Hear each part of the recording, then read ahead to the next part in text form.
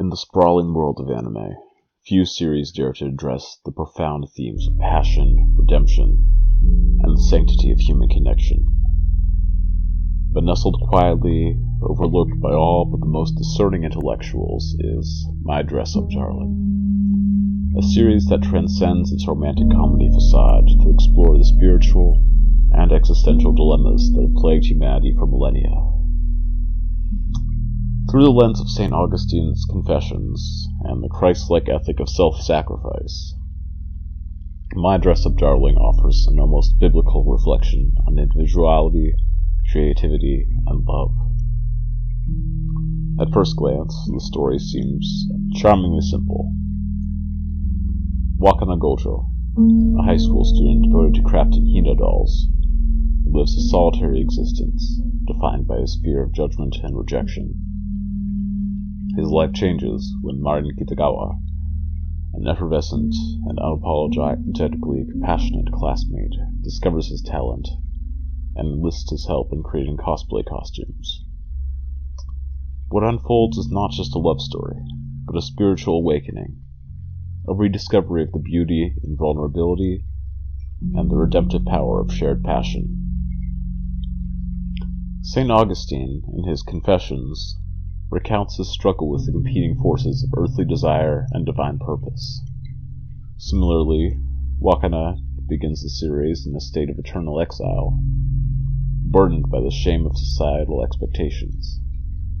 His Hina doll craft, while a testament to his skill, isolates him from his peers. Much like Augustine's early indulgences in worldly pleasures distance him from the higher calling of God. For Wakana, meeting Marin is a moment of grace, a calling to embrace his gifts, not as a source of shame, but as a pathway to connection and purpose. Marin's role is distinctly Christ-like. She enters Wakana's life as an embodiment of acceptance and unconditional love, much like Christ reaching out to the sinners and the marginalized. Marin never judges Wakana's hobby, nor does she view it as peculiar or inferior.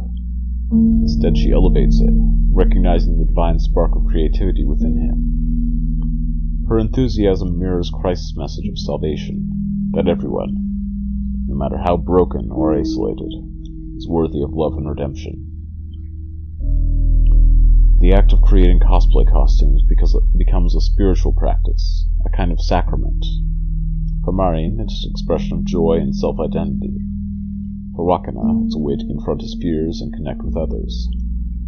Together, they demonstrate the Augustinian principle that earthly passions, when aligned with higher purposes, can lead to spiritual fulfillment. Augustine argued that even our most mundane desires could point us toward God if approached with the right intention. Similarly, My Dress-Up Darling reframes cosplay not as frivolity, but as a transformative act of devotion and creativity. The series' exploration of vulnerability and self-sacrifice further solidifies its Christ-like parallels. Wakana's painstaking work on Marin's costumes often comes at great personal cost. Late nights, physical exhaustion, and emotional toil. Yet he persists, driven not by obligation, but by a selfless desire to help Marin realize her dreams. This echoes Christ's ultimate sacrifice, one of giving oneself entirely for the benefit of another. Marin, too, undergoes her own transformation. Though outwardly confident, her willingness to expose her unfiltered passion for cosplay to Wakana reveals a profound vulnerability. Her openness encourages Wakana to shed his insecurities, much like Augustine's embrace of God allowed him to let go of his worldly fears. Marin's joyful acceptance of her flaws and desires is a reminder of Augustine's declaration that our imperfections are not obstacles to grace, but pathways to it. The physicality of cosplay, the stitching of fabric, painting of props, the hours spent perfecting details, parallels the concept of imago Dei, or the image of God. Augustine argued that human creativity reflects the divine, as we are made in God's image. Every costume Wakana crafts is an act of co-creation, a reflection of the divine spark within him. By participating in this creative process, Marion and Wakana reaffirm their shared humanity and their connection to something greater than themselves. Even the comedic elements of the series carry spiritual weight. Augustine often remarked on the paradoxical nature of humanity, simultaneously ridiculous and profound, flawed yet capable of transcendent love. My Dress-Up Darling embraces this duality, weaving moments of levity into its exploration of deep existential themes. Martin's playful teasing and Wakana's awkward earnestness remind us that joy and spirituality are not mutually exclusive, but deeply intertwined. Visually, the series underscores its themes with a vibrant yet intimate aesthetic. The attention to detail in the costumes reflects not only the characters' dedication, but also their reverence for their craft.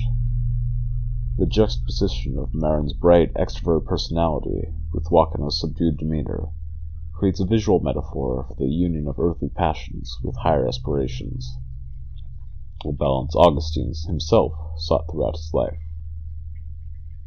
The soundtrack, too, contributes to the series' spiritual resonance. Its light, uplifting melodies echo the series' central message, that love, in all its forms, is a redemptive force capable of transforming even the most isolated hearts. To dismiss My Dress-Up Darling as mere fluff is to overlook its profound philosophical and spiritual underpinnings. This is a series that dares to ask, how do we reconcile our earthly desires with our need for connection and meaning? How can creativity become a pathway to redemption? And ultimately, what does it mean to truly be seen by another? For those willing to look beyond the surface, My Dress-Up Darling offers far more than a charming romance. It's a meditation on passion, vulnerability, and the divine potential of human connection. A modern-day Confessions, wrapped in vibrant animation. In Marion and Wakana's journey, we see the echoes of Augustine's struggles, Christ's teachings, and the eternal human quest for grace.